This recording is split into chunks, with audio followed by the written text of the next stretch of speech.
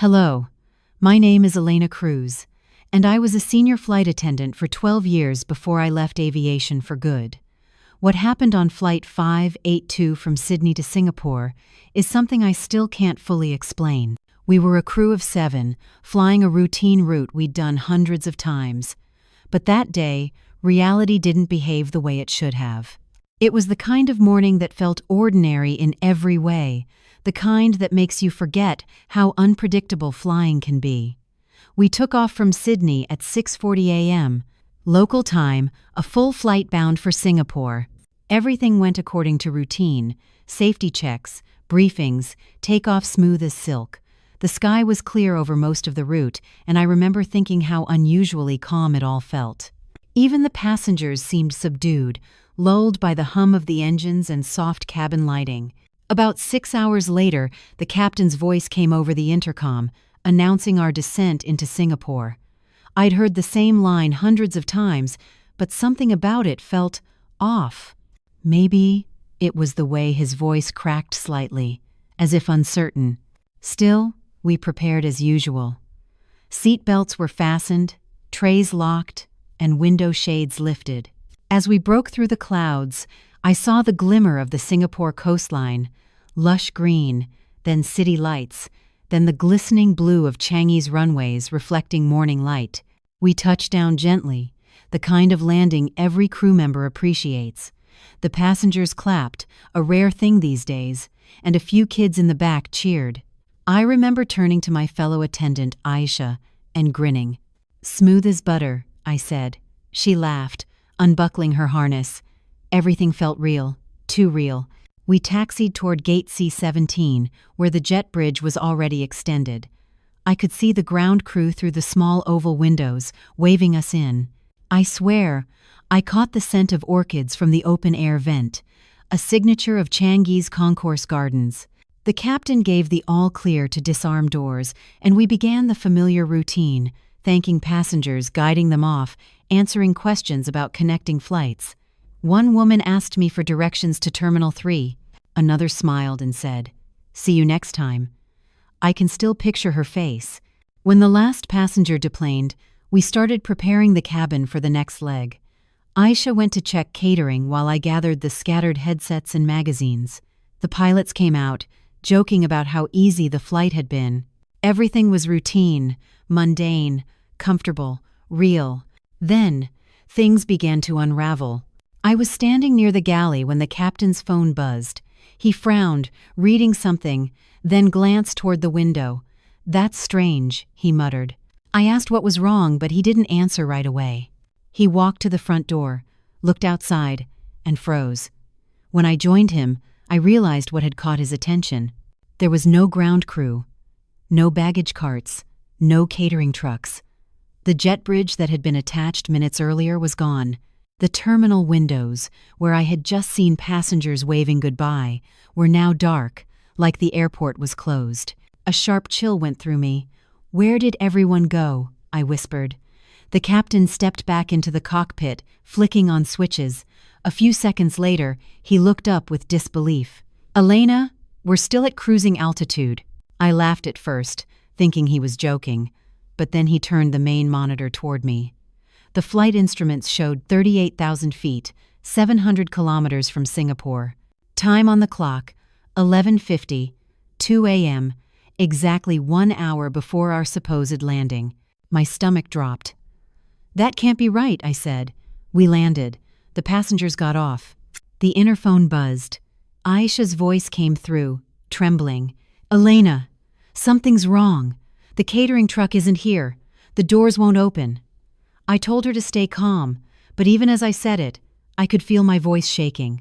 The captain contacted Singapore ATC. The controller's reply was instant and matter-of-fact. "Flight 582, you are still inbound.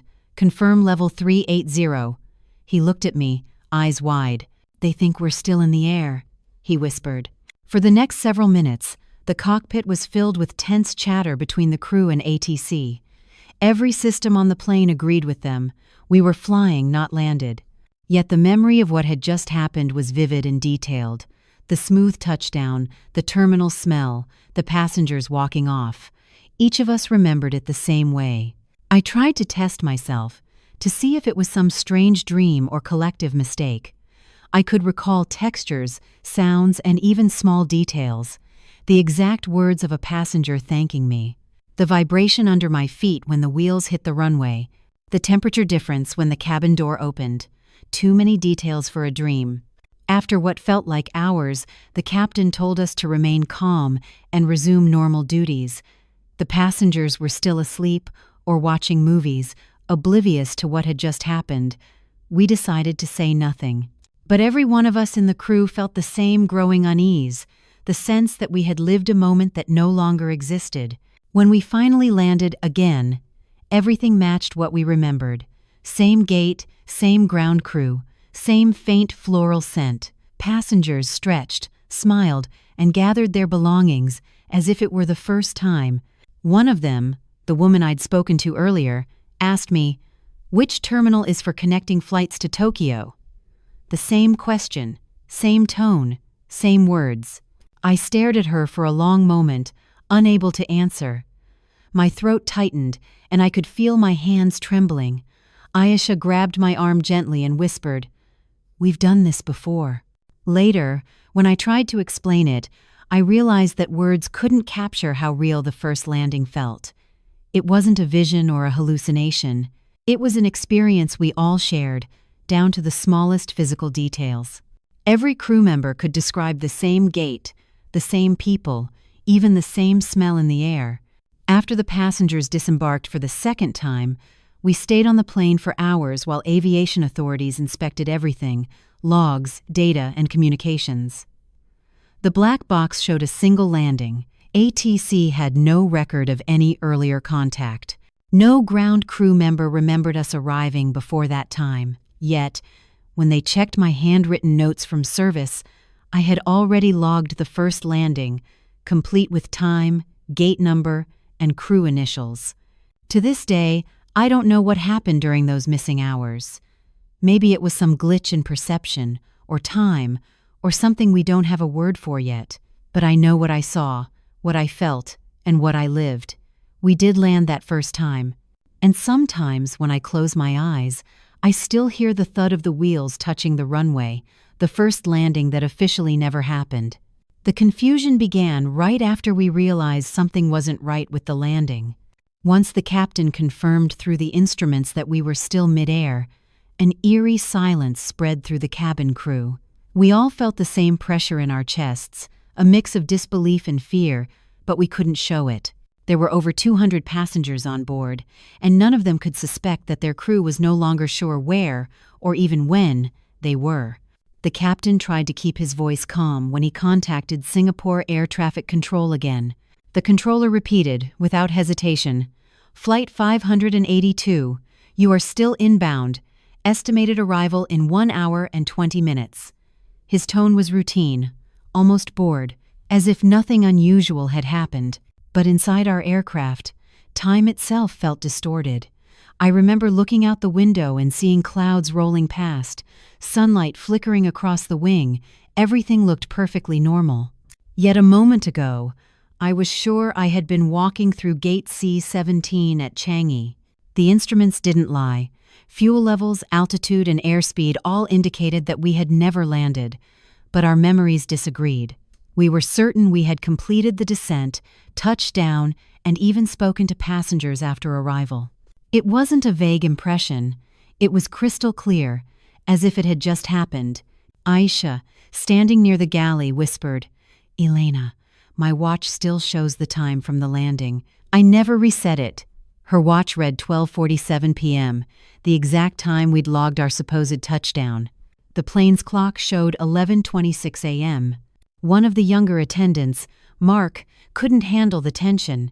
He kept repeating, "We were there. I saw the terminal." His hands were shaking so badly that he had to sit down.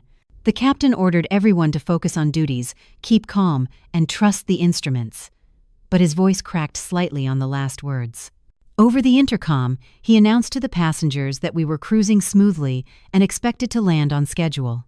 No one had any idea that, according to every piece of data, We had somehow skipped back into the air after already being on the ground. I tried to distract myself by checking the galley inventory. Everything was as it should be, except for one strange detail. The catering seals on the beverage trolley had been cut. That only happens after landing, when ground staff restock supplies.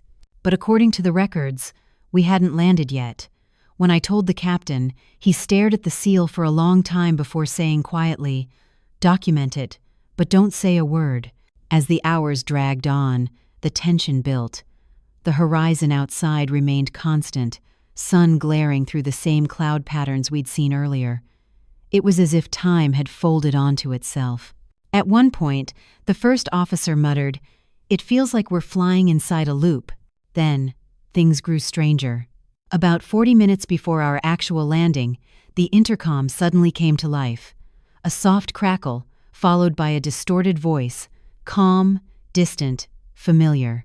It was the captain's voice, giving a landing announcement. But he hadn't touched the mic. The entire crew froze.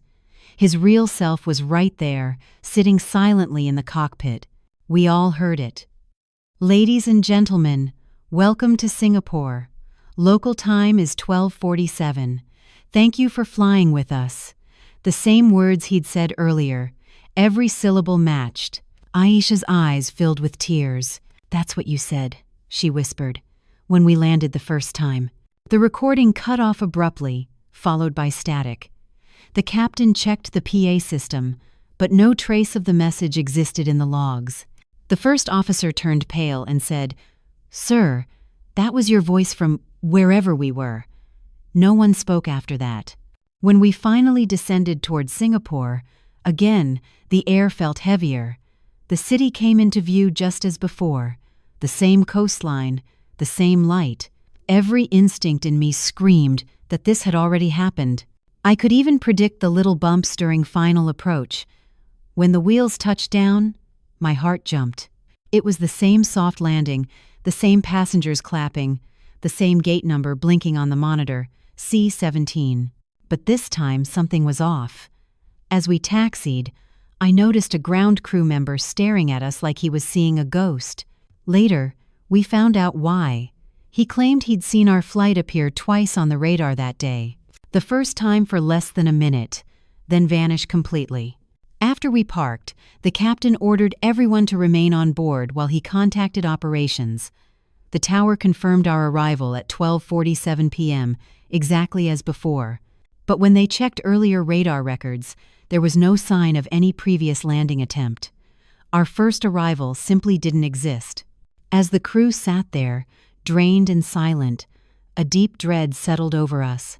Hours were missing from our lives, and no one, not the pilots, not the control tower, not the investigators who would later swarm the aircraft, could explain how an entire crew experienced a landing that left no trace. That was the moment two of our staff decided they couldn't keep flying. Aisha said quietly, "If we can't trust what's real up here, I don't belong in the sky anymore." I didn't blame her, because as much as I tried to convince myself it was some kind of shared illusion, deep down, I knew the truth. Somewhere in those lost hours, we had already landed in Singapore, and somehow, the world just refused to remember it. When we finally touched down, again, it felt like déjà vu in the most literal sense. The same light flooded the cabin, the same soft thud of the landing gear. The same passengers were cheering quietly, as if relieved to be on solid ground. Everything unfolded with eerie precision, as if we were reliving a moment that had already played out and was now happening a second time just to prove we weren't losing our minds. As the plane taxied to the gate, I couldn't shake the sense that we were tracing the same path we had before. I could predict every turn, every pause, even the flicker of the runway lights that flashed across the cabin windows. My stomach clenched when I looked at the gate number on the monitor. C-17, the same one. When we came to a stop, the captain gave the same landing announcement word for word. I felt my breath catch because I already knew what he was about to say next. His tone, the pause before he mentioned the local time, all matched perfectly. I mouthed the words under my breath as he spoke them. The doors opened, and the humid Singapore air drifted in. I inhaled deeply and froze. It was the same scent I remembered from before, the subtle mix of jet fuel, tropical air, and the faint floral trace of Changi's orchids. For a moment, I thought time itself had reversed. As the passengers started to deplane, I stood near the door greeting them, smiling through the panic that was threatening to surface. A man in a navy suit gave me a polite nod, followed by a woman with a red scarf who stopped to ask, "Excuse me, which terminal is for Tokyo connections?" My heart sank. She was the same passenger who'd asked that question earlier, during the first landing. Same face, same voice, same wording. I hesitated before answering. "Terminal 3, I managed to say, though my voice cracked slightly. She smiled, thanked me, and walked off. I turned to Aisha, who was standing across the aisle. Her face was pale, her eyes wide. She whispered, "Elena, this already happened." We both stood there frozen, watching passengers leave, every detail repeating itself exactly. Even the small boy who tripped over his backpack, even the older couple holding hands as they stepped into the jet bridge. The repetition wasn't just similar, it was perfect, down to the second. Once the cabin emptied, the crew gathered in the galley. Mark was visibly shaking. "It's like we're stuck in some loop," he said. "How can everything be identical? Even the announcements, the faces, it's impossible." The captain called us forward. He had just spoken to ground control and was pale as a sheet. "They say this is our first arrival," he told us. "There's no record of us landing earlier, no radar trace, nothing." He rubbed his forehead, visibly exhausted. "And yet, all of you remember it the same way." The first officer showed us the flight log. Clean, uninterrupted, no sign of any prior landing. But here's what made my skin crawl. My own service notes were still in my pocket, written during that first landing. I pulled them out and handed them to him. The time logged was 12:47 p.m., the exact time of our current landing. It didn't make sense. When the ground crew entered to clean the cabin, one of them paused at the door and frowned. "That's odd," he said. "Did someone already bring catering through here? Some of the seals are cut." The captain told him to leave it, but I caught his eye. He looked unsettled, like he'd just walked into a place he'd been before but couldn't remember when. Outside, the sun had shifted slightly in the sky, but the lighting looked identical to what I'd seen earlier. I glanced out the window and spotted a ground staff member looking directly at our aircraft. He squinted, turned to a colleague, and pointed. I couldn't hear what he said, but his expression was that of someone who'd seen something that shouldn't exist. Later, one of the technicians told us quietly that our flight number had appeared on their radar screens twice that day, once briefly around 12:40, then vanishing before reappearing an hour later for the actual landing. "We thought it was a system glitch," he said, "but seeing your faces now, maybe it wasn't." We all went silent. The captain eventually told us to disembark and report to operations. As we walked through the terminal, I felt a deep, strange familiarity with every corridor. I could have sworn I had already taken those exact steps, passed those same passengers, even heard the same announcement echoing through the hall. "Flight 582 from Sydney has arrived." Only this time, according to every record, it was the first and only time we'd landed. The rest of the day blurred together. Investigators asked questions, checked data, and played back communication logs. Nothing unusual appeared. To them, it was a standard, uneventful flight. But to us, it was as if we'd been given a glimpse of a version of reality that existed only for a moment, then was erased, leaving us to live it again as though the first time had never been. That night, back at the crew hotel, I couldn't sleep. I sat by the window overlooking the runway, watching planes take off and land, their lights vanishing into the clouds. Aisha knocked on my door around midnight, eyes red from crying. "I can't do this anymore," she said. "If we can land twice without the world noticing, what else can happen up there?" I didn't know what to tell her. Because the truth was, I felt the same. Something about that second landing made me feel like we'd crossed into a place we weren't supposed to touch, a moment borrowed from another version of time. And even though the world carried on as if nothing had happened, every one of us who lived through it knew better. We didn't just land twice, we existed twice. The investigation started before we'd even unpacked our luggage. Within hours of landing, our second landing, as we called it among ourselves, Singapore Airlines operations, the Civil Aviation Authority, and a few officials from Airbus had surrounded the flight crew in a sterile conference room overlooking the tarmac. They weren't accusing anyone of wrongdoing, at least not yet, but the tone was sharp and clinical. Something about Flight 582 didn't fit in their system, and systems don't like what they can't explain. They began by cross-checking every piece of data they could find. Radar logs, cockpit voice recordings, flight data from the black box, and communications with air traffic control all showed a single, clean descent and landing. Nothing unusual. No unexplained altitude drops. No duplicate radar pings. Yet, 7 members of the crew, including 2 senior pilots, maintained that we had landed once before. When it was my turn to give a statement, I could tell the investigators were skeptical before I even opened my mouth. The man across from me, wearing a navy suit and a polite smile that didn't reach his eyes, began with, "Miss Cruz, we just need you to clarify your timeline." I told him everything as it happened, the first landing, the missing ground crew, the instruments showing we were still mid-air, and the second landing that felt like a replay. He listened without interrupting, then asked, "Are you certain you didn't dream or misperceive the descent phase?" I laughed, an involuntary, nervous sound. "You can't dream with your eyes open while you're serving passengers," I said. "We spoke to them after landing. We walked through the gate." He made a note on his tablet, but didn't argue. They'd heard the same story from every crew member. We all remembered the same details. Gate C-17, passengers clapping, the scent of orchids, even the exact words from the captain's announcement. The precision of our shared memory seemed to make the investigators more uncomfortable, not less. Next, they played the cockpit voice recorder. The captain and first officer leaned forward, tense. We listened to the usual exchanges, takeoff clearance, cruise altitude, and weather reports.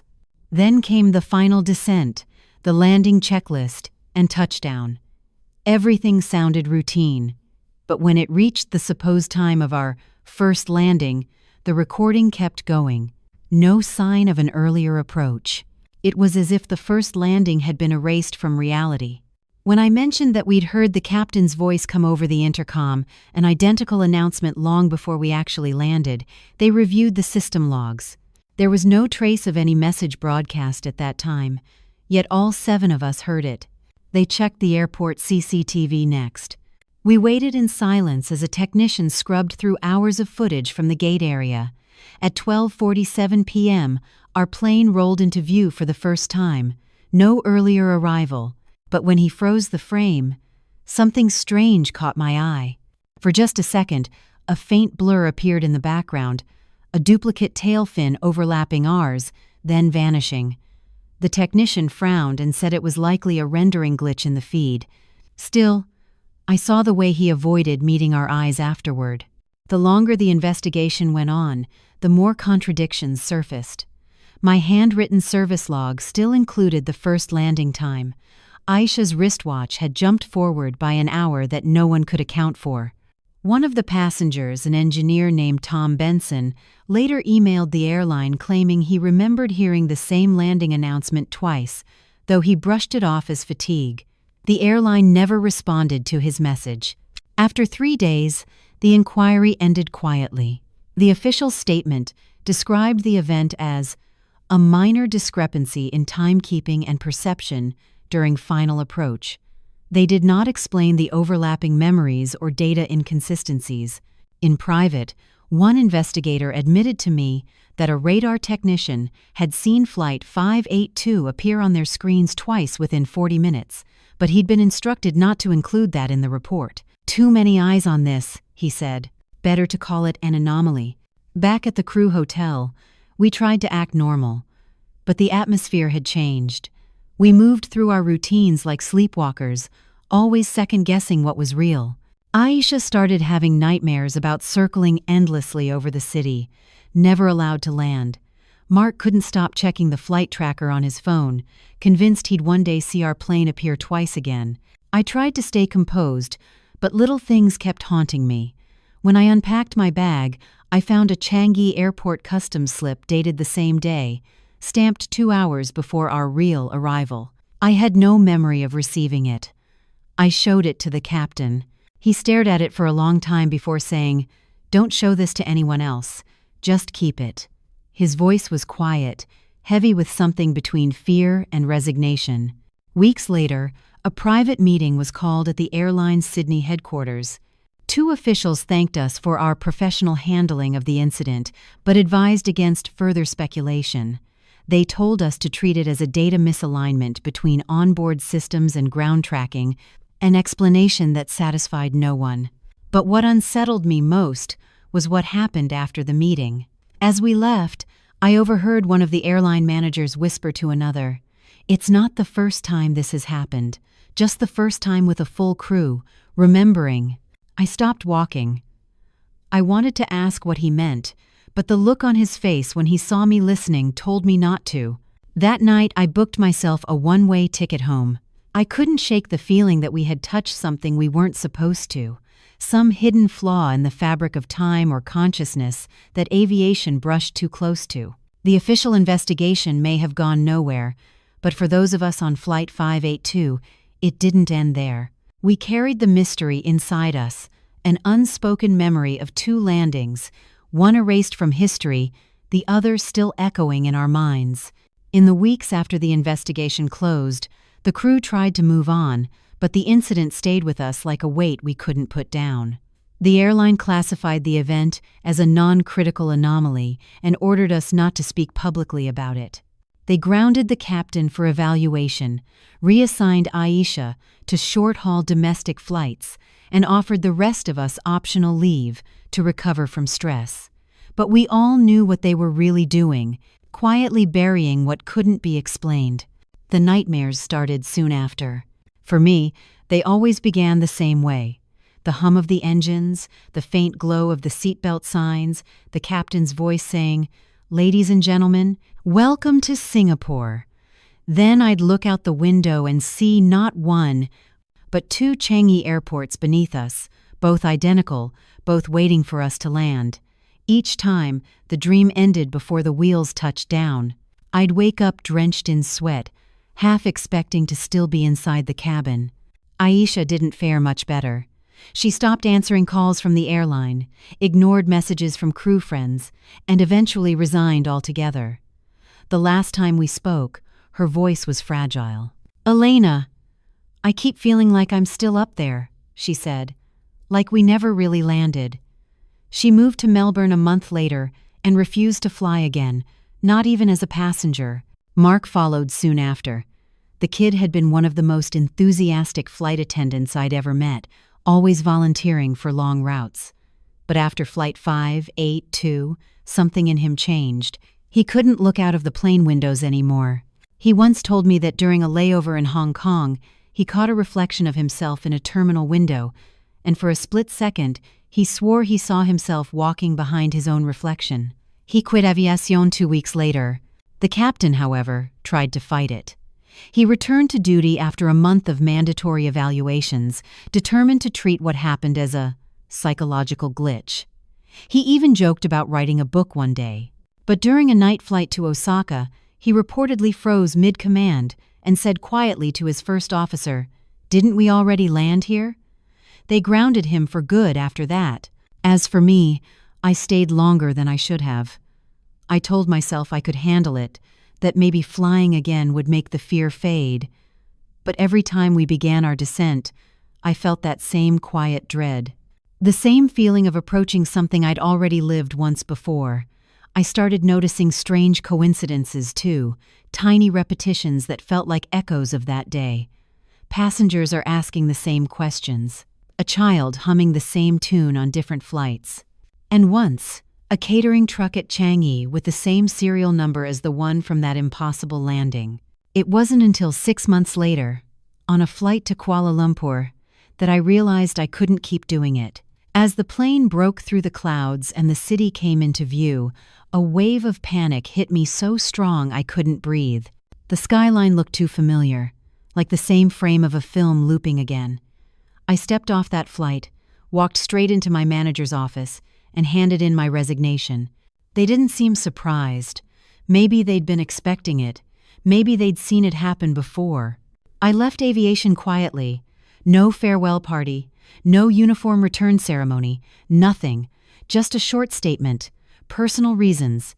But even now, years later, I still find myself glancing at the sky whenever a plane passes overhead, wondering if it's really where it's supposed to be. I kept in touch with Aisha for a while. She tried therapy, meditation, anything to make sense of what happened. Once, she told me she'd started keeping a notebook to record every strange déjà vu she experienced. It's like the world skips sometimes, she said. Only for a moment, but enough to notice. She stopped writing eventually, saying it only made things worse. The airline never mentioned Flight 582 again. It was as if it had been erased from the company's history. No internal memos, no training notes, nothing. The flight logs exist, but only the second landing, the official one, appears. Yet every one of us who was there remembers too. Sometimes I wonder if we really did land twice, or if we somehow crossed paths with another version of ourselves, another crew on another Flight 582 that touched down just minutes before we did, caught between realities for a heartbeat too long. What I do know is this: something happened in that sky that day, something that can't be explained by physics, data, or protocol. It wasn't turbulence or exhaustion or group hysteria. It was real. As real as the pressure in my ears during descent, the sound of passengers applauding, the orchid scent that filled the air as the doors opened. Now and then, I dream about being back on that plane. The seatbelt lights flicker, the engines hum, and the captain's voice breaks through the intercom. "Ladies and gentlemen, welcome to Singapore." I look out the window, and there it is again, the same runway, the same sky waiting for us to land. But this time, in the dream, I never saw the ground.